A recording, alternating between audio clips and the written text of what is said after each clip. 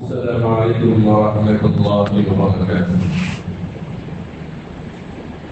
الحمد لله نحمده ونستعينه ونستغفره ونؤمن به ونتوكل عليه ونعوذ بالله من شرور أنفسنا ومن سيئات أعمالنا من يهده الله فلا مضل له ومن يضلله فلا هادي له ونشهد أن لا إله إلا الله وحده لا شريك له ونشهد أن سيدنا وحبيبنا ونبينا ومولانا محمدا عبده ورسوله. اللهم صل على محمد في أول كلامنا، اللهم صل على محمد في أوسط كلامنا، اللهم صل على محمد في آخر كلامنا، اللهم صل على محمد وعلى آله وأصحابه وأزواجه وأهل بيته وذرياته أجمعين. أما بعد فأعوذ بالله من الشيطان الرجيم. بسم الله الرحمن الرحيم. وقلنا يا آدم اسكن أنت وزوجك الجنة وكلا منهما رغدا حيث شئتما ولا تقربا هذه الشجرة فتكونا من الظالمين. وقال الله تبارك وتعالى في القرآن العظيم: إن المسلمين والمسلمات والمؤمنين والمؤمنات والقانتين والقانتات والصادقين والصادقات والصابرين والصابرات والخاشعين والخاشعات والمتصدقين والمتصدقات والصائمين والصائمات والحافظين فروجهم والحافظات والذاكرين الله كثيرا والذاكرات وأعد لهم مغفرة وأجرا عظيما. أما بعد فقد قال النبي صلى الله عليه وسلم: الجنة تحت أقدامه الأمهات. وقال النبي صلى الله عليه وسلم: فاطمة بضعة مني. صدق الله مولانا العظيم وصدق رسوله النبي الكريم. نحن على ذلك من الشاهدين لمن الشاكرين والحمد لله رب العالمين. قابل قدر بزرگوں، عزیز نوجوان ساتھیوں، اللہ رب العزت کا بے انتہا فضل اور کرم، اس کا احسان عظیم ہوا. اللہ تبارک و تعالی نے ہمیں ایمان کی دولت سے، ایمان کی نعمت سے مالا مال فرمایا اور ہمارا تعلق اللہ نے آخرت اور دنیا دونوں جہاں سے رکھا. ہمارا تعلق اللہ نے جنت سے ابتدا کی. ہماری ابتدا، ہمارا آغاز اللہ رب العزت نے جنت سے کروا دیا ہے. یہ اللہ تبارک و تعالیٰ کی بہت بڑی نعمت ہے جو اللہ نے مجھے اور آپ کو اس ایمان جیسی عظیم نعمت، اس ایمان جیسی عظیم دولت سے سرفراز فرمایا ہے.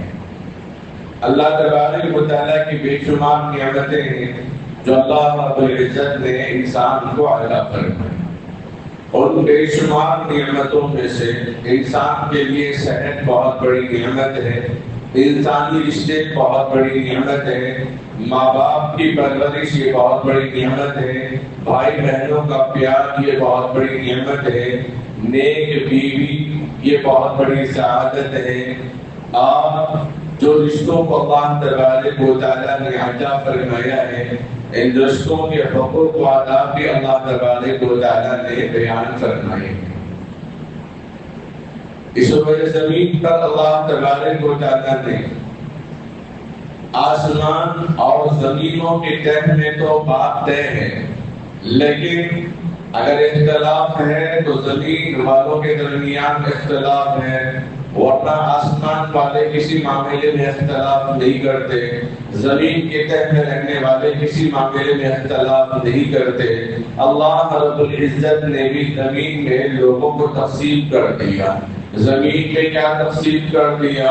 ان الحسنات یذهبن السیئات، زمین میں تقسیم کر دیا دو چیزوں کو، ومن یعمل مثقال ذرۃ خیرا یرہ ومن یعمل مثقال ذرۃ شرا یرہ، ہر نیکی اور برائی کے درمیان کو اللہ رب العزت نے تقسیم کر دیا۔ اللہ تبارک و تعالی نے دنیا کے اندر ہر ایک کو ایک مثال دے کر بیان فرمایا۔ قرآن کریم کے اندر کوئی حکم ایسا نہیں جس کا ایگزامپل اللہ نے قرآن میں نہ دیا ہو، جس کی مثال اللہ نے قرآن میں نہ بیان کی ہو۔ اللہ تعالیٰ نے انسان کو بہترین سانچے میں ڈال کے پیدا کیا۔ سورہ 3 میں اللہ کہتے ہیں لَقَدْ خَلَقْنَا الْإِنسَانَ فِي أَحْسَنِ تَقْوِيمٍ، ہم نے انسان کو بہترین سانچے میں ڈال کے پیدا فرمایا۔ یہ بہترین سانچہ کس کا ہے؟ جس کو اللہ نے بہترین کہا، یہ ماں کی گود ہے، یہ ماں کی گود ہے، یہ ماں کا بطن ہے، یہ ماں کا پیٹ ہے، جس کو اللہ نے بہترین سانچہ کہا ہے۔ اس سے پہلے ہم تاریخ اٹھا کر قرآن پاک کی اوراد اٹھا کر ہم دیکھتے ہیں، اللہ رب العزت ارشاد فرماتے ہیں وَقُلْنَا يَا آدَمُ اسْكُنْ أَنْتَ وَزَوْجُكَ الْجَنَّةَ، اللہ تبارک و تعالیٰ نے جنت کے اندر حضرت آدم اور حوا علیہ السلام کو پیدا کیا۔ اللہ نے کہا خَلَقْتُهُ بِيَدِي، انسان کو میں نے اپنے دونوں ہاتھ سے پیدا کیا۔ حضرت آدم علیہ السلام ہم سب کے باپ، ہم سب کے جد امجد ہیں۔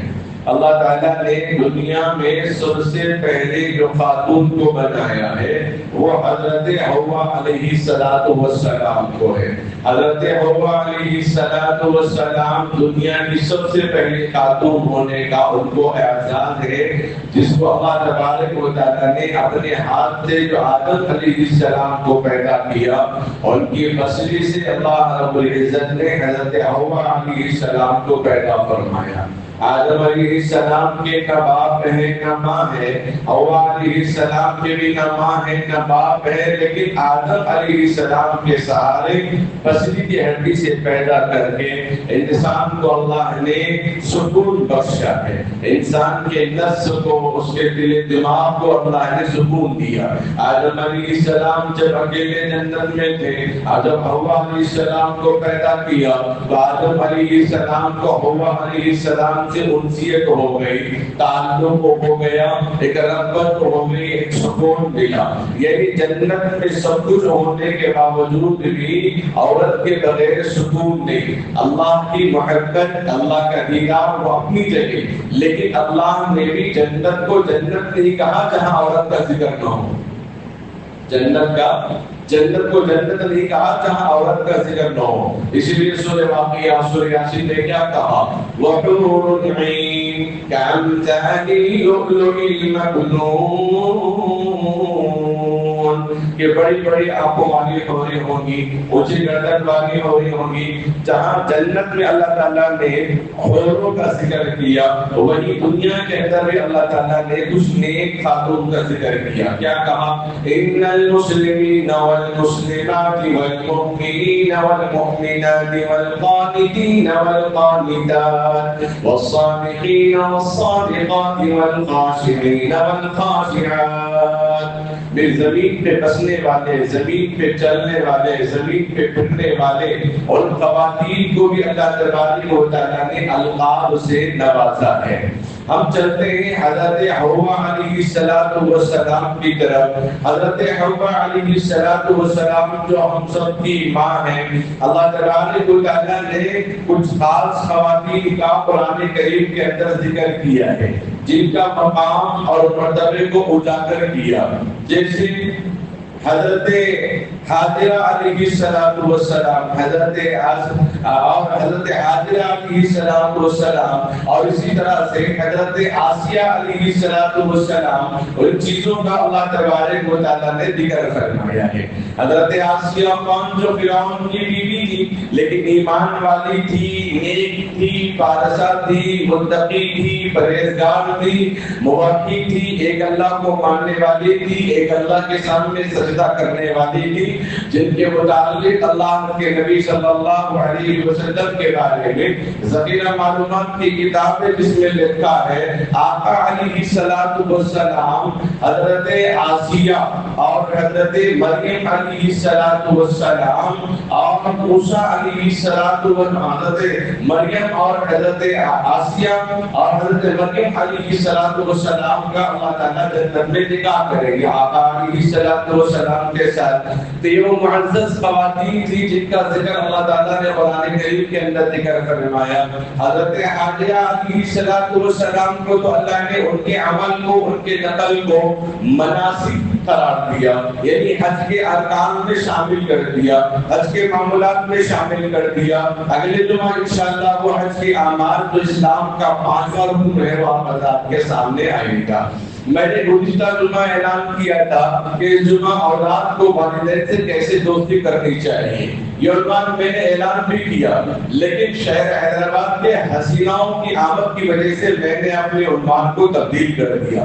نوجوانوں کے ذہنوں میں الگ ہی خیالات پیدا ہو رہے ہیں، شادی شدہ لوگوں کے ذہنوں میں بھی الگ ہی خیالات پیدا ہو رہے ہیں، نئے سوالات پیدا ہو رہے ہیں۔ اسی لیے آقا علیہ السلام موقع اور محل کی نزاکت کو دیکھ کر بات کرتے تھے، اسی موقع اور محل کی نزاکت کو محسوس کرتے ہوئے، اسی سنت کی اتباع کرتے ہوئے میں نے عنوان کو تبدیل کر دیا کہ اصل حسینہ عورت کون ہے، اصل نیک عورت کون ہے، جس کو آقا علیہ السلام نے قرآن کے ذریعے، حدیث کے ذریعے امت کو اجاگر کر دیا، امت کو آگاہ کر دیا کہ دیکھو یہ بہترین عورتیں ہیں۔ اللہ تبارک و تعالیٰ نے حضرت حاجرہ علیہ السلام کا ذکر کیا، حضرت آسیہ علیہ السلام کا ذکر کیا، حضرت حاجرہ کا بھی ذکر کیا، تو وہاں پر اللہ تبارک و تعالیٰ نے مریم علیہ السلام کے بارے میں کیا فرمایا؟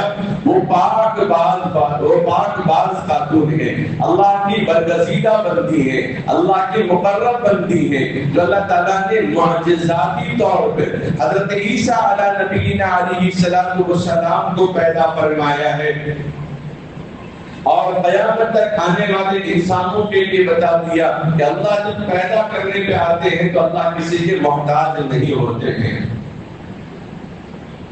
پھر اللہ تبارک و تعالیٰ نے قرآن کریم کے اندر جا بجا ان خواتین کا ذکر کیا، اس کے بعد ام المؤمنین کی بات آتی ہے، اما جان خدیجہ الکبریٰ رضی اللہ تعالیٰ عنہا۔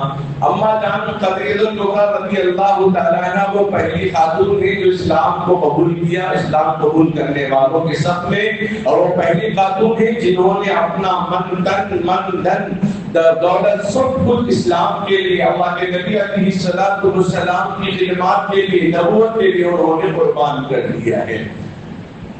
اللہ کے نبی صلی اللہ علیہ وسلم جب بھی اما جان خدیجہ الکبریٰ رضی اللہ تعالیٰ عنہا کا ذکر ہوتا تو آپ خاموش ہو جاتے، ان کو یاد فرماتے تھے، اس لیے اور فرماتے اما جان خدیجہ الکبریٰ رضی اللہ تعالیٰ عنہا کے امت پر بے شمار احسانات ہیں، اور جس کی خوشخبری اللہ کے نبی علیہ السلام نے فرمایا فاطمہ تو بضعۃ منی، فاطمہ میری قبض جگر ہے، فاطمہ میری نور نظر ہے، قرۃ عینی، فاطمہ میری آنکھوں کی ٹھنڈک ہے۔ یہ وہی فاطمہ ہے جو دل کی ماں اما جان خدیجہ الکبریٰ رضی اللہ تعالیٰ عنہا ہے، اور یہ وہی فاطمہ ہے جس کے بارے میں نبی اکرم صلی اللہ علیہ وسلم نے ارشاد فرمایا، اور فاطمہ جنت کی عورتوں کی سردار ہوگی. امی عائشہ صدیقہ رضی اللہ تعالی عنہا کا مقام مرتبہ بھی حدیثوں میں صحابہ کے ذریعے اور اللہ کے نبی صلی اللہ علیہ وسلم کے ذریعے اجاگر کر دیا. امی عائشہ صدیقہ رضی اللہ تعالی عنہا خاموش بیٹھی ہوئی ہیں. فرمایا کہ فاطمہ رضی اللہ تعالی، فاطمہ تو جنت کی عورتوں کے سردار ہوئی ہے. آقا علیہ السلام فرماتے عائشہ کیا تمہیں یہ پسند نہیں ہے؟ عائشہ کیا تمہیں یہ پسند نہیں ہے؟ جنت میں ہر آدمی جو جنتی ہوگا اس کے ساتھ اس کی بیویاں ہوگی اور میرے ساتھ عائشہ میرے ساتھ ہوگی، کیا تمہیں پسند نہیں ہے؟ امی عائشہ صدیقہ رضی اللہ تعالیٰ عنہ سن کر مسکرانے لگی اور خوشی کا اظہار کیا کہ جنت میں میں آپ کے ساتھ رہوں گی. اس سے بڑی رفاقت کیا ہوگی، اس سے بڑا تعلق کیا ہوگا، اس سے بڑی خوشخبری کیا ہوگی. ازواج مطہرات رضی اللہ عنہن ان سب کا مقام مرتبہ بہت اونچا.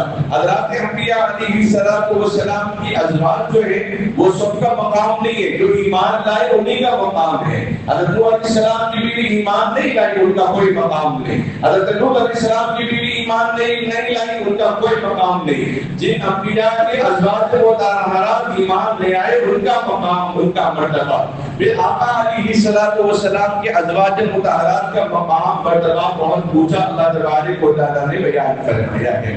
اب امت مسلمہ کو ان لوگوں کے واقعات، ان لوگوں کی سیرت، ان لوگوں کی داستان، ان لوگوں کے ہسٹری کو سامنے رکھ کر ہم اپنی ماؤں کو، اپنی بہنوں کو آئیڈیل بنائیں، نمونہ بنائیں ان کو سامنے رکھ کر کہ یہ بہترین عورتیں ہیں، یہ بہترین کردار والی ہیں، یہ بہترین قربانیاں دینے والی ہیں، یہ بہترین اپنے اللہ کو راضی کرنے والی، اپنی عبادت کے ذریعے، اپنی تلاوت کے ذریعے. حضرت مریم علیہ السلام گوارا پر زندگی گزارا اور بتا دیا امت کو کہ اگر بہن کو اگر زندگی گزارنا ہے شادی شدہ ہونے سے پہلے اس طریقے سے اپنے آپ کو پاک کرنا چاہیے، پاک بات بنانا چاہیے، تقوی والا بنانا چاہیے کہ اگر کوئی غیر مرد اگر قریب آ رہا ہے تو کس طرح اپنے آپ کو بچانا چاہیے، کس طرح اپنے آپ کو دور رکھنا چاہیے، کس طرح اپنے آپ کی حفاظت کرنی چاہیے. یہ مریم علیہ السلام کے ذریعے سے امت کو بتا دیا. اگر بیوی ہے تو حضرت حاجرہ علیہ السلام ابراہیم علیہ السلام کے زوجہ مطہرہ ہے، انہوں نے کیسی قربانیاں دی، اپنے شوہر کا ساتھ دیا. حضرت ایوب علیہ السلام کی بیوی بادشاہ بن چلے گئی، مال دولت سب کچھ چلا گیا لیکن بے شوہر کا ساتھ نہیں چھوڑا. ایسی خواتین، ایسی بزرگ ماؤں کے واقعات سے ہم اپنے بچیوں کو، اپنے بہنوں کو، ہم اپنی گھر کی عورتوں کو ان کے لیے ایک ذریعہ اور ان کے لیے ایک نمونہ پیش کرنا چاہیے کہ دیکھو یہ بہترین عورتیں دنیا کی جو خدا کی نظروں میں بھی برگزیدہ ہے، امت کے لیے بھی قابل احترام ہے، امت کے لیے بھی قابل فخر ہے، امت کے لیے بھی قابل ذکر ہے، امت کے لیے بھی قابل دید ہے، امت کے لیے بھی قابل درس ہے. ایسی مائیں جو آج موجود نہیں لیکن ان کی قربانیاں آج بھی ہمارے درمیان موجود ہیں. وہ ہمارے درمیان موجود ہے اچھے اعمال کے ذریعے، اچھے کردار کے ذریعے، اچھی سیرت کے ذریعے، اچھے کردار کے ذریعے، اچھے معاملات کے ذریعے، اچھے لین دین کے ذریعے. وہ ماؤں کے تذکرے بھی ہمیں یاد ہے جن ماؤں نے اپنے بچوں کو بغیر وضو دودھ نہیں پلایا تھا. ان ماؤں کے واقعات بھی ہمیں معلوم ہے جن ماؤں نے کبھی نماز پڑھے بغیر گھر میں کھانا نہیں بنایا تھا. ان ماؤں کے تذکرے بھی ہمیں یاد ہے کبھی بچہ پوچھے تو جب تک 2 رکعت نماز پڑھ کے بچہ سوال نہ کرے ماں اس کو روٹی نہ دے اور بتا دے تربیت میں کہ بیٹا میں دینے والی نہیں، تم نماز پڑھو، اللہ دینے والا ہے. بچہ نماز پڑھ لیتا تب تک ماں روٹی تیار کرتے مسلے کے نیچے رکھ دیتی، دیکھو تم نے نماز پڑھا، اللہ نے تمہیں روٹی کا انتظام کر دیا. ہمیں ایسی ماں کو اپنا نمونہ بنانا چاہیے، ایسی ماں کو اپنا آئیڈیل بنانا چاہیے، ایسی ماں کے تذکرے ہمارے ماں بیٹیوں کے درمیان ہونے چاہیے. ورنہ دنیا والوں کے اور دنیا کے مرد والوں کے، دنیا کے حسیناؤں کے رشوت کے اندر واقعات اور ان کے چرچے ہوں گے تو پھر مرد آدمی کی تنخواہ بچنی ہوگی، عورت کے لیبر کے خرچ کے مرد آدمی کی تنخواہ بھی بچنی ہوگی عورت کے لیبر کے خرچ کے لیے. ایک مرتبہ ایک جگہ بیٹھک ہو رہی ہے، رشتہ ہو رہا ہے کہ نہیں جم رہا ہے، ہو رہا ہے کہ نہیں جم رہا ہے. ماں بیٹی کے درمیان اختلاف ہوا، مسئلہ میرے سامنے آیا تو میں نے پرسنل پوچھا کہ بیٹے تم کیا چاہتے کیا ہو، کیا تمہارا خیالات ہے؟ نہیں میں بس یہ چاہتی ہوں کہ جو جس سے میرا نکاح ہو اس کی تنخواہ کم سے کم 10 سے 15 ہزار ریال ہونا چاہیے اور اس کی ہے عمر 28 سال. اور خواہش کر رہی کہ ایسے لڑکے سے میں نکاح کر لوں جس کی عمر جس کی تنخواہ جو ہے 10 سے 15,000 ریال یعنی 3 سے 4-5 لاکھ کے درمیان ہو تو میں نکاح کر لوں گی. عمر بڑھتی جا رہی ہے, اس کا کوئی خیال نہیں ہے. اس کو یہ فکر ہے کہ میرے خرچ کو برداشت کرنے والا شوہر چاہیے, میرے میک اپ کو برداشت کرنے والا شوہر چاہیے. دونوں چیزوں پہ غور و فکر کرنے کی ہمیں ضرورت ہے. اللہ تعالیٰ نے دنیا کو بنایا ہے, یہ دنیا ہمیشہ رہنے کے لیے نہیں آئی ہے. ہم دیکھ رہے ہیں کہ ہم اپنے پردادا کا نام بھی نہیں جانتے. بہت کم لوگ ہیں جو 100% میں 5% جو لوگ جانتے ہیں, 5% لوگ جانتے ہیں کہ پردادا کا نام کیا ہے, سردادا کا نام کیا ہے. اب ہم چاہیں گے ہماری اولاد ہوگی, اس کے بعد ان کی اولاد آئے گی تو ہم پردادا کے ڈلے میں ہوں گے, وہ ہمارا نام و نشان بھی نہیں جانتے, وہ ہمارا نام و نشان بھی نہیں جانتے. وہ ہماری محنت کی ہوئی, ہماری کاشت کی ہوئی, ہماری عمارت بنائی ہوئی عمارتوں پہ رہیں گے, آرام سے مزے اڑائیں گے, عبادت کرنے والے عبادت کریں گے, گناہ کرنے والے گناہ کریں گے, دنیا کے مزے لینے والے دنیا کے مزے لیں گے, مسجد میں بیٹھ کے عبادت کرنے والے عبادت کریں گے, لیکن نام تک لینے والا نہیں رہے گا. سوائے چند لوگوں کے نام تک لینے والا ہمارا نہیں رہے گا. گویا یہ زندگی مختصر سی زندگی ہے, یہ زندگی ہے پانی, یہ دنیا ہے آنی جانی, رہے سدا اللہ کا نام, ہم کریں اللہ کا کام. تو جو باقی رہنے والا ہے وہ ہمارے اچھے اعمال ہیں, جو باقی رہنے والے ہیں ہمارے کو اچھے صفات ہیں, جو باقی رہنے والے ہیں ان اللہ جو اللہ کے پاس کام آنے والے ہیں. دنیا کی جتنی زیب و زینت والی چیزیں دکھائی دے رہی ہیں, اگر آپ نئے کپڑے پہن کے آئے, یہ کل کوئی نیا کپڑا نہیں ہوگا. اگر صبح کو ایک دم فریش کپڑا پہن کے آئے ہیں, کب دال کے کپڑے پہن کے آئے ہیں, لیکن شام تک وہ نیا صاف کپڑا شمار نہیں کیا جائے گا. ایک گھنٹے کے اندر وہ صاف کپڑا شمار نہیں کیا جائے گا. ایک دن ہو گیا پہن کے تو وہ نئے کپڑوں میں شمار نہیں کیا جائے گا. اسی طریقے سے اللہ تبارک و تعالیٰ نے بھی انسان کو پورا گندا بنایا ہے. اگر اچھا انسان ہے تو اس کے اعمال سے وہ اچھا انسان, اللہ نے اس کے صفات کو بنایا ہے. دنیا کی چاہے کتنی بڑی حسینائیں کیوں نہ ہو, لیکن خامیاں ان کے اندر بھی ہے. محدثین مفسرین فرماتے ہیں چاہے وہ کتنی خوبصورت لڑکی کیوں نہ ہو, لیکن وہ اپنے پیٹ میں بیت الخلا کی تھیلی لے کر پھرتی رہتی ہے,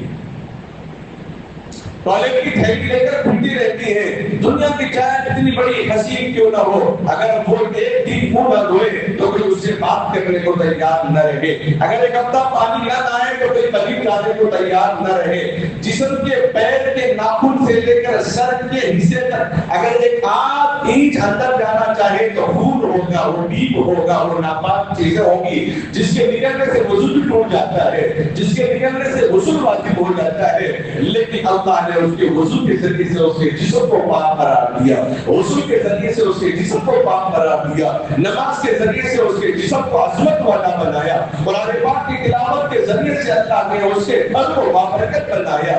اللہ تبارک و تعالیٰ نے جن چیزوں کا قرآن کریم کے اندر ذکر فرمایا ہے وہ بہترین عورتوں کی طرف ہمارا رجحان ہونا چاہیے, بہترین عورتوں کی طرف ہمارا خیال ہونا چاہیے. ہمارا خیال آج کل کے نوجوانوں کا لڑکیاں پسند نہیں آ رہی ہے, لڑکیوں کو لڑکے پسند نہیں آ رہی ہیں. کیوں پسند نہیں آ رہے صاحب؟ اس لیے کہ وہ ریل دیکھ رہے ہیں, وہ فلمیں ڈرامے دیکھ رہے ہیں, ان کی نظر ہیرو پر ہے اور مردوں کی نظریں, بچوں کی نظریں ہیروئن پر ہے. وہ چاہتا ہے کہ نہیں اتنی موٹی بھی نہ ہو, اتنی دبلی بھی نہ ہو, ایسے رنگ کی ہو, فلاں ایسی رنگ کی ہو, فلاں ایسی رنگ کی ہو. ان چیزوں کی چکروں میں پڑ کے دونوں طرف کے لوگوں کی عمریں ضائع ہو رہی ہیں. کوئی پرسان حال نہیں, کوئی اما حاجرہ رضی اللہ, اما حاجرہ علیہ السلام کو یاد کرنے والا نہیں, کوئی آسیہ رضی اللہ عنہا علیہ السلام کو یاد کرنے والا نہیں. ازواج مطہرات کو یاد کریں گے, وہ جنتی ماں کو یاد کریں گے جن کا ذکر اللہ رب العزت نے قرآن کے اندر بیان فرمایا ہے. عشقوں کے معاملے میں نبی اکرم صلی اللہ علیہ وسلم نے فرمایا ہاں خوبصورتی کو ترجیح دینا چاہیے, لیکن خوبصورتی سے زیادہ خوبصورت کو ترجیح دینا چاہیے, دینداری کو ترجیح دینا چاہیے. خوبصورتی کو اگر ترجیح دو گے تو پھر یہ دنیا کو تم نے ترجیح دیا, خوبصورت کو اگر ترجیح دو گے تو تم نے دین کو بھی ترجیح دیا اور دنیا کو بھی ترجیح دیا ہے. اب ان چیزوں پر غور و فکر کریں, تدبر کریں. آج سے تقریباً 15 سال پہلے کی یہ رپورٹ, شہر حیدرآباد سکندرآباد کے اندر 3 لاکھ لڑکیاں ایسی ہیں جن کے بال سفید ہونے کو آ رہے ہیں اور جن کے جسم گھوڑے ہونے کو آ رہے ہیں, لیکن لیکن آج تک ان کا نکاح نہیں ہوا ہے۔ کیوں نہیں ہوا ہے؟ صرف اس لیے کہ یہ نوجوان بچے جو ریل دیکھنے والے، پوسٹر دیکھنے والے، فلمیں ڈرامے دیکھنے والے، یہ گھر کی عزت ماں عورتیں ان کو پسند نہیں آ رہی ہیں، پردے میں رہنے والی عورتیں ان کو پسند نہیں آ رہی ہیں، ان حسیناؤں کی طرف رخ کر کے اپنے دل کو لبھانے والوں کو اپنی بیوی بھی پسند نہیں آ رہی ہے۔ یاد رکھیں معصوم بچے، ورنہ میں خلاصہ کھل کے میں اس بات کو کہہ سکتا کہ نبی اکرم صلی اللہ علیہ وسلم نے کوئی بات بتاتے ہوئے عار محسوس نہیں کی، شرم محسوس نہیں کی۔ قرآن بھی صاف صاف الفاظ میں بتا دیتا ہے کہ میاں بیوی کو کس طرح رات گزارنا ہے، کس طرح دن گزارنا ہے۔ آقا علیہ السلام نے فرمایا کوئی مرد آدمی اپنی بیوی سے صحبت کرتے ہوئے آنکھ بند کر کے کسی دوسری عورت کا اگر خیال کرتا ہو تو اس نے زنا کر دیا ہے۔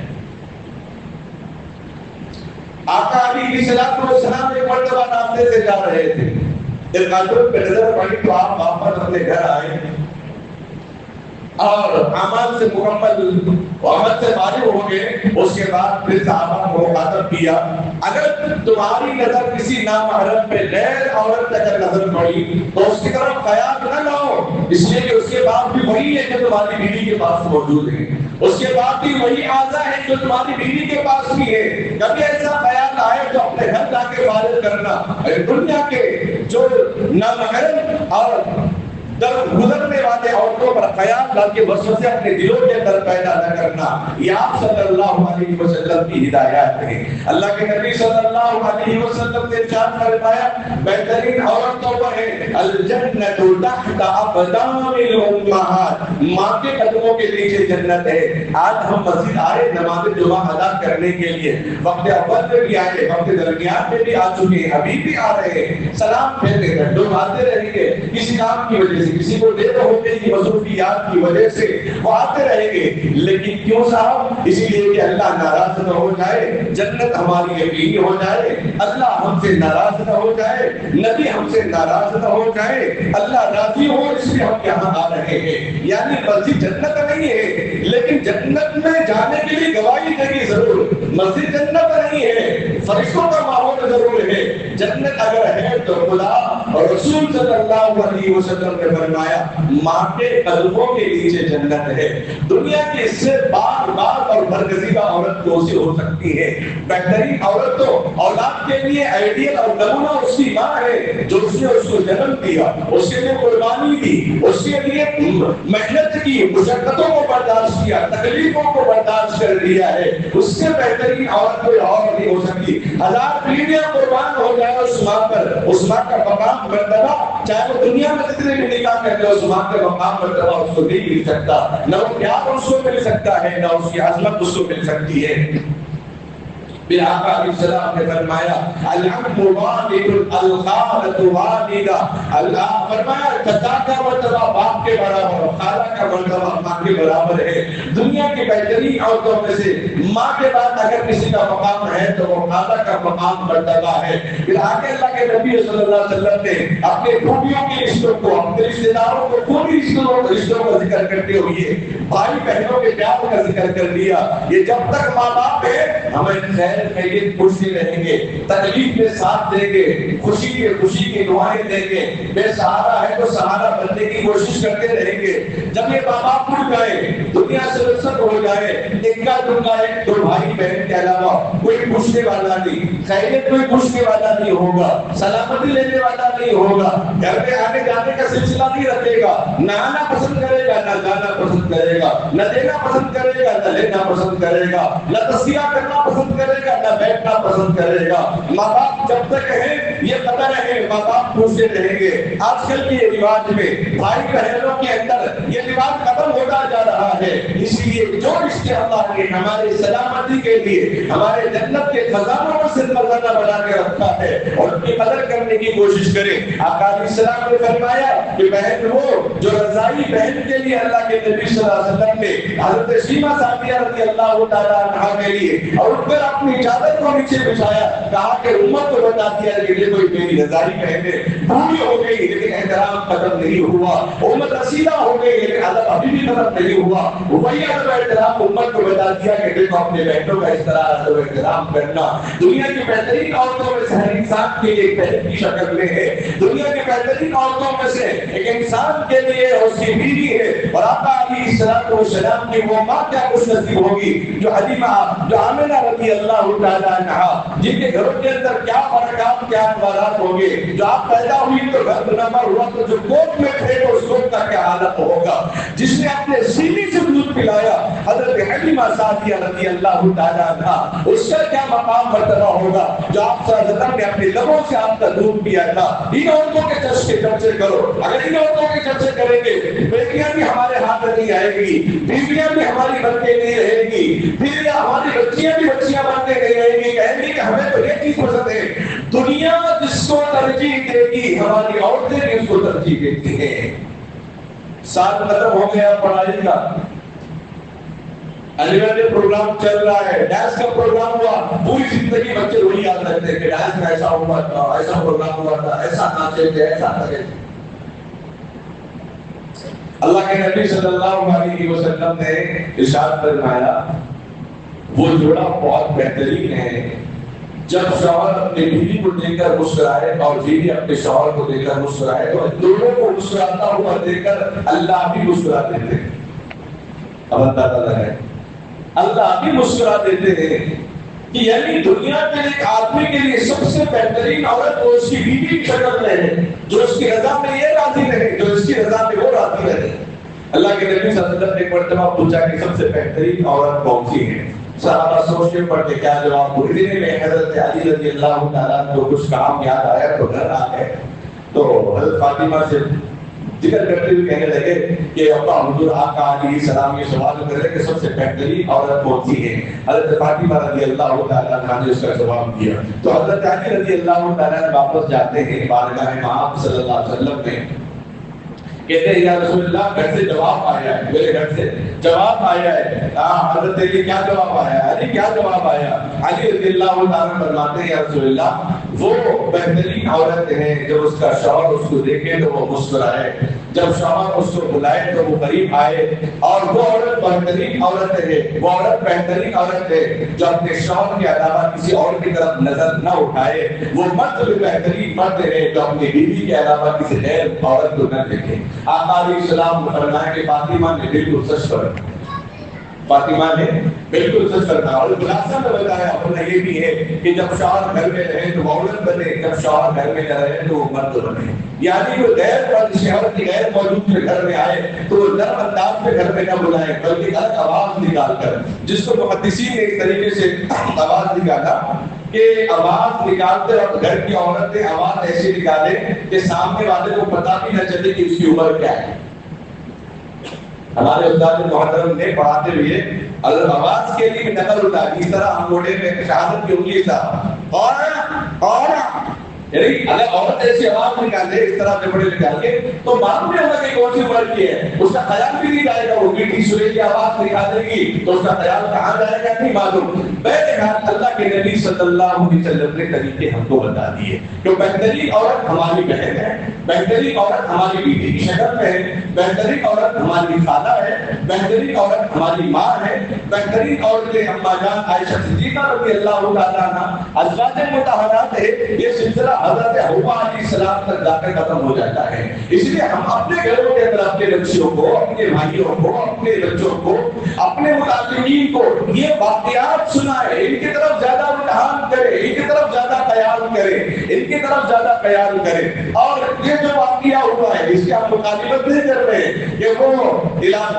اپنے ملک کے لیے یا اپنی ریاست کے لیے انہوں نے جو کچھ کیا وہ ان کی اپنی مرضی ہے. ہمارا مذہب اسلام سے اس کا تعلق نہیں ہے. کہنا یہ چاہتا ہوں کہ مذہب اسلام میں کسی چیز کی کمی نہیں جو غیروں کو دیکھ کر ہم متاثر ہو جائیں.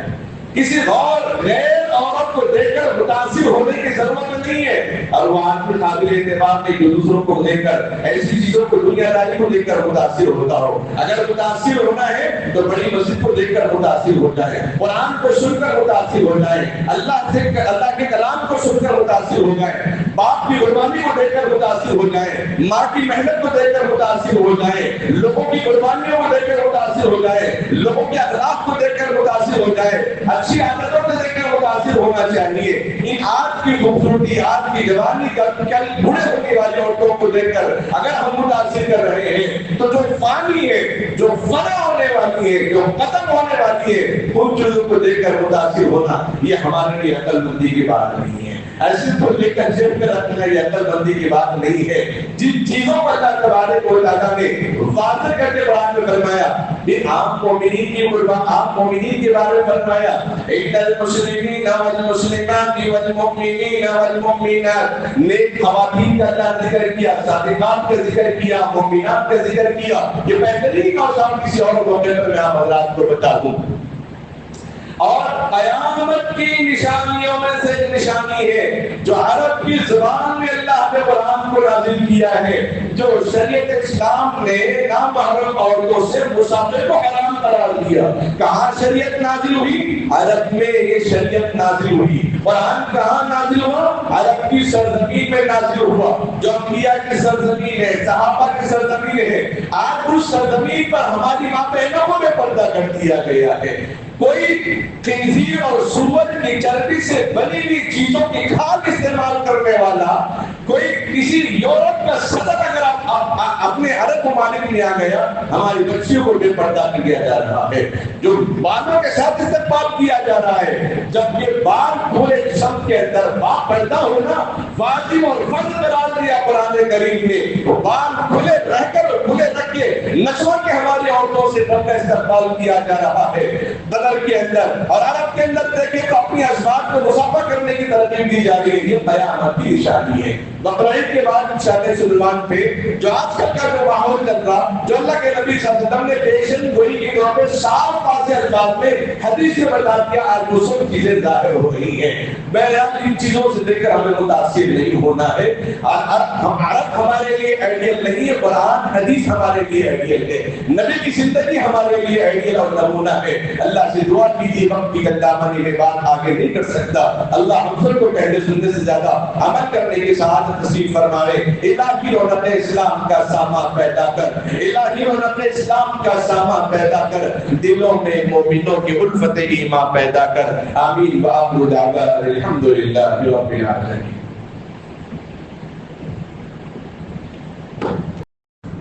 لوگ جو ہے مسجد میں کثرت سے جمع ہوتے ہیں. کسی اور مقام پہ شاید کہ ایسا 5 وقت جمع ہو جو مسجد میں جمع ہو جاتے ہیں، اس کی خاص نسبت یہ ہے کہ اللہ کا گھر، یہاں صرف اللہ کی عبادت کی جاتی ہے. اور دوسری نسبت یہ ہے کہ لوگ سب مل کر مسجد کی تعمیر کرتے ہیں. جہاں پہ سب کا کام ہوتا ہے وہاں محبت ہوتی ہے، گویا کہ یہاں محبت تقسیم ہوتی ہے. تو گویا سب مل کے کام کرنے سے، جس کو حدیث میں کہا گیا ہے ذوالطاعۃ علی الجماعۃ، جماعت پر اللہ تبارک و تعالیٰ کا ہاتھ ہوتا ہے. سب مل کے جو کام کرتے ہیں، ٹیم ورک جس کو کہتے ہیں، اس میں اللہ تبارک و تعالیٰ نے برکت رکھی ہے. مسجد کے دیگر ضروریات کے اخراجات ناکافی ہیں، اس لیے آپ حضرات سے گزارش ہے اس جماعت کے اندر، اس مسجد کے اندر، اس ضروریات میں آپ بالکل کر تعاون فرمائیں. اللہ تعالیٰ آپ کے تعاون کرنے کو قبول فرمائے. جو کپڑا آپ کے سامنے سے پکڑا جا رہا ہے وہ مسجد کے تعاون کے لیے ہے، اور مسجد کے بعد بھی باہر انشاءاللہ ذمہ دار یہاں پہ کھڑے رہیں گے، تو آپ ان سے بھی ملاقات کیجیے.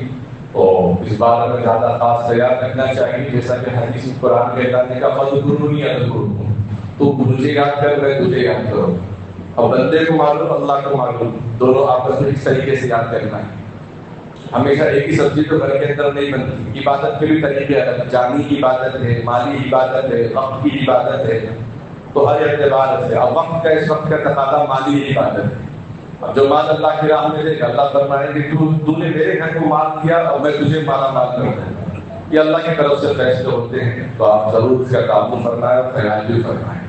اور دوسرا یہ ہے قربانی کا جو ہر سال ادارہ مدینہ نبوی کی جانب سے منظم انداز میں علماء مفتیان کی نگرانی میں ہوتا ہے. دیہات کو مکمل تقسیم اس سال کی الحمدللہ اس کا انتظام کیا جا رہا ہے. تقریباً جانور بھی خریدے گئے ہیں، تو جو حضرات اپنے مرحومین یا اپنے بچوں اور اپنے حصے جو مکمل دیہاتوں میں جہاں قربانی نہیں ہوتی، جہاں پر غیروں کے مذہب سے لوگ متاثر ہوتے ہیں، قادیانیت سے یا عیسائیت سے، وہاں پر اشد سخت ضرورت ہے. آپ وہاں پر بھی اپنا حصہ قربانی کا لکھوا سکتے ہیں. مولوی صاحب کے پاس بھی لکھوا سکتے ہیں، جناب عالی صاحب کے پاس بھی، تو یہیں پر مستقل ماشاء اللہ قیام کرتے ہیں. قیام کو قاری صاحب کا یہیں پر ہے، آپ ان سے بھی آپ رجوع کر سکتے ہیں. باہر پوسٹر بھی لگے ہوئے ہیں اس میں بناتے، ان سے بھی آپ رجوع کریں. اور اس کا دیہاتوں میں الحمدللہ بہت فائدہ ہوتا ہے، اس لیے کہ ہم لوگ بار بار نہیں جاتے تو سال میں 2 مرتبہ رمضان میں افطاری کی شکل میں، کھانے کھلانے کی شکل میں، اور بقر عید میں، عید الاضحیٰ میں اپنی قربانی کی شکل میں بھی جاتے ہیں تو لوگ بہت خوش ہوتے ہیں. اس خوشی کا فائدہ یہ ہے کہ وہ لوگ دوسرے مذہب میں نہیں جاتے، اگرچہ کہ ان کو نماز کا مکمل طریقہ نہیں معلوم، ان کو اردو بھی نہیں آتی، لیکن ہمیں دیکھ کر وہ اپنے مسجد میں آنا پسند کرتے ہیں، وہ دوسری جگہ جانا پسند نہیں کرتے. ان کے دل میں محبت ہوتی ہے کہ سال میں 2 مرتبہ شہر سے علماء آتے ہیں اور ہم سے ملاقات کرتے ہیں، ہمارے ساتھ بیٹھتے ہیں. یہ ان کے لیے بہت بڑی خوشی کی بات ہوتی ہے. اس بات کا خاص خیال رکھیں. آپ جاتے ہوئے مسجد کا بھی تعاون رکھیں اور اپنی قربانیوں میں ایک آدھ حصہ ضرور دیہاتوں میں رکھیں، کیونکہ شہر میں تو ماشاء اللہ کوئی گھر خالی نہیں ہوتا جہاں گوشت نہیں پہنچتا ہے تو دیہاتوں میں نہیں پہنچتا ہے. اس کا خاص خیال رکھیں. اور دوسرا جو مہمان ہے دنیا کی سب سے بہترین عورت ہے، جو اللہ تبارک و تعالیٰ نے جو پوری رشتے بیان فرمائے ہیں. جس طرح ماں باپ کو دیکھنا حج مقبول کا ثواب ہے، محبت کی نظر سے دیکھنا.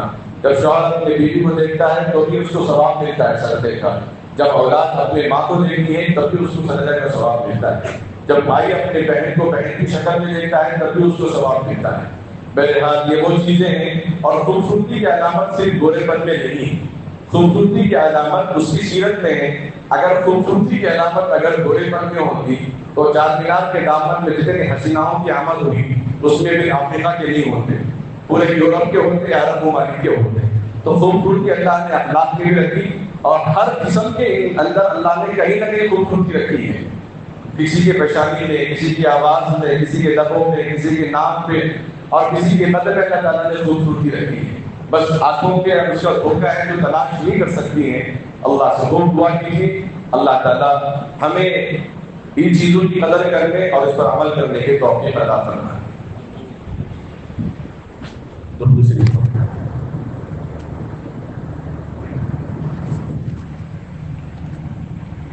اللهم صل على محمد وعلى آل محمد وبارك وسلم. ربنا ظلمنا أنفسنا وإن لم تغفر لنا وترحمنا لنكونن من الخاسرين. رب اجعلني مقيم الصلاة ومن ذريتي ربنا وتقبل دعاء. ربنا اغفر لنا ذنوبنا يا رب العالمين. اللهم أعني على تلاوة القرآن وذكرك وشكرك وحسن عبادتك. اللهم اهدنا فيمن هديت وعافنا فيمن عافيت وتولنا فيمن توليت وبارك لنا فيما أعطيت وقنا شر ما قضيت رب ارحمهما كما ربياني صغيرا. رب اغفر وارحم وأنت خير الراحمين. ربنا هب لنا من أزواجنا وذرياتنا قرة أعين واجعلنا للمتقين إماما. اللهم ربنا آتنا في الدنيا حسنة وفي الآخرة حسنة وقنا عذاب النار وقنا عذاب القبر وقنا عذاب الحشر. ربنا اغفر لي ولوالدي وللمؤمنين يوم يقوم الحساب. اللهم اغفر لي والمؤمنين والمؤمنات والمسلمين والمسلمات. ربنا تقبل منا إنك أنت السميع العليم. هو الله الذي لا إله إلا هو الأول والآخر والظاهر والباطن وهو بكل شيء عليم.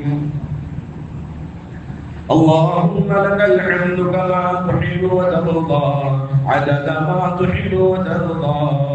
جزا الله عنا محمدا ما وعده صلى الله عليه وسلم. اے سارے کائنات کے مالک، اے بادشاہوں کے بادشاہ، اے زمین و آسمانوں کے قدموں کے مالک، ہم سب کو صحت و عافیت تندرستی عطا فرما۔ اے اللہ شفاء کاملہ عاجلہ مسلمہ دائمہ صادقہ نصیب فرما۔ اے اللہ ہم گنہگار ہیں، خطاکار ہیں، سیاہکار ہیں، مجرم ہیں، ہمارے گناہ سمندر کے قطروں سے زیادہ ہیں۔ اے اللہ بادل سے بھی بڑے ہیں لیکن تیری رحمت اس سے بھی زیادہ ہے۔ اے پہاڑوں اور سمندروں کے مالک، اے سارے کائنات کے معبود، اے عرش و فرش کے مالک، اے عزت و ذلت کے مالک، اے ہم سب کے مالک، ہم گنہگار خطاکار تیرے سامنے تیرے بندے بیٹھے ہیں، ہمارے گناہ کو معاف فرما، ہماری خطاؤں کو معاف فرما۔ اے اللہ ہم اپنے ظاہری باطنی صغیرہ کبیرہ سبھی گناہوں کے اقرار کرتے ہیں، نافرمانیوں سے معافی مانگتے ہیں، خطاؤں سے معافی مانگتے ہیں۔ اے ہم سب کے مالک، ہم اپنے گناہوں سے سچی اور پکی توبہ کرتے ہیں، ہماری توبہ قبول فرما دیجیے، ہماری توبہ قبول فرما دیجیے۔ اے اللہ گنہگار خطاکار سیاہکار بدکار ناشکرے ہیں لیکن تیرے بندے ہیں، تیرے حبیب کی امت ہیں، تیرے حبیب کے گنہگار امتی ہیں۔ اے اللہ ہم سب کو تیری توحید کی گواہی دینے والا بنا، توحید پر چلنے والا بنا۔ تیرے سوا کوئی معبود نہیں، تیرے سوا کوئی خالق نہیں، تیرے سوا کوئی مالک نہیں، تیرے سوا کوئی پالنہار نہیں۔ اے اللہ نبی اکرم صلی اللہ علیہ وسلم کے سنتوں پر چلنے والا بنا۔ اے اللہ ہم سب کو ان مقام اور مرتبہ عطا فرما جس سے اے اللہ آپ راضی ہیں، اس سے راضی رہنے والا بنا، جس سے آپ ناراض ہوتے ہیں اس سے ہم کو بھی ناراضگی عطا فرما، ہم سب کو بھی ایسی چیزوں سے بچنے بچانے کی توفیق عطا فرما۔ اے اللہ دنیا کی بہترین عورتیں جو ہماری ماں بہنوں کے لیے اماں ہاجرہ، اماں حوا علیہ السلام، اماں سارہ علیہ السلام، اماں آسیہ علیہ السلام، اماں مریم علیہ السلام، اماں خدیجہ کبریٰ رضی اللہ تعالیٰ عنہا، اماں فاطمہ الزہرا رضی اللہ تعالیٰ عنہا، امی عائشہ صدیقہ رضی اللہ تعالیٰ عنہا۔ اے اللہ ان اولیاء ان ولیوں کے زندگیوں کے واقعات کو سامنے رکھ کر ہم اپنی زندگی بدلنے کی توفیق عطا فرما۔ اے اللہ ہمیں اس ماں کی قدر کرنے والا بنا جنہوں نے ہمیں جنم دیا ہے۔ اے اللہ اس بہن کی قدر کرنے والا بنا جو ہمیں اے اللہ سہارا دیا، ہمیں محبتیں دی۔ اے اللہ اس بیوی کی قدر کرنے والا بنا جس کی خدمت سے اے اللہ کپڑے صاف شفاف استری کی ہوئی پہن کر ہم نماز پڑھنے کے لیے آئے ہیں۔ اے اللہ جس کی خدمت سے ہمارے 2-3 وقت میں گھر میں گرم گرم تر و تازہ کھانا پکتا ہے۔ اے اللہ اس کی اس بیوی کی خدمت کرنے والا بنا۔